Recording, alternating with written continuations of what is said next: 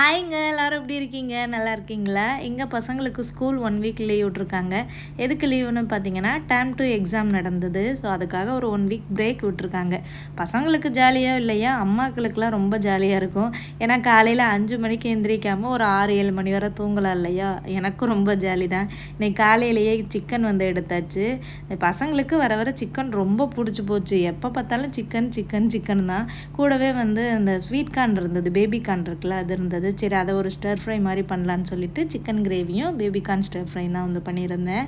மட்டன்லாம் எங்கள் ப்ரூனேயில் கிடைக்காதாக்கா அப்படின்னு ஒரு சில பேர் கமெண்ட்ஸில் கேட்டிருந்தீங்க.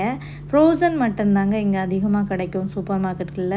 ஃப்ரெஷ் மட்டன் பார்த்தீங்கன்னா ஒருத்தவங்ககிட்ட கால் பண்ணி சொன்னோன்னா வீட்டிலே கொண்டு வந்து கொடுப்பாங்க.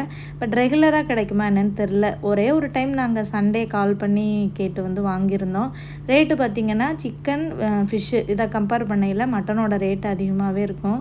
ஸோ நாங்கள் ஒரு டைம் தான் வாங்கினோம். அதுக்கப்புறமா மட்டன் வந்து வாங்கலை.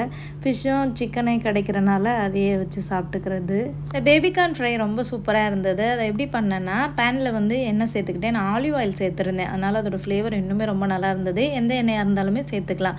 ஒரு 1.5 டேபிள் ஸ்பூன் அளவுக்கு ஆயில் சேர்த்துட்டு கொஞ்சமாக இஞ்சியை வந்து குட்டி குட்டியாக கட் பண்ணி சேர்த்துக்கிட்டேன். அப்புறம் பூண்டும் குட்டி குட்டியாக கட் பண்ணி சேர்த்துட்டு அப்புறமா கொஞ்சம் கருவேப்பிலை போட்டுட்டு பேபிகார்னையும் போட்டுட்டு கொஞ்சம் அந்த சாட் மசாலா இருக்குது பாருங்கள், கரம் மசாலா இருந்தால் கூட வந்து சேர்த்துக்கலாம். அது ஒரு 1/2 டேபிள் ஸ்பூன் சேர்த்துட்டு உப்பு சேர்த்துட்டு கொஞ்சமாக தண்ணி ஊற்றி மிக்ஸ் பண்ணிவிட்டு வேக வச்சுட்டு எடுத்தோம்னா சூப்பரான பேபிகார்ன் ஃப்ரை வந்து ரெடி ஆயிடுச்சு.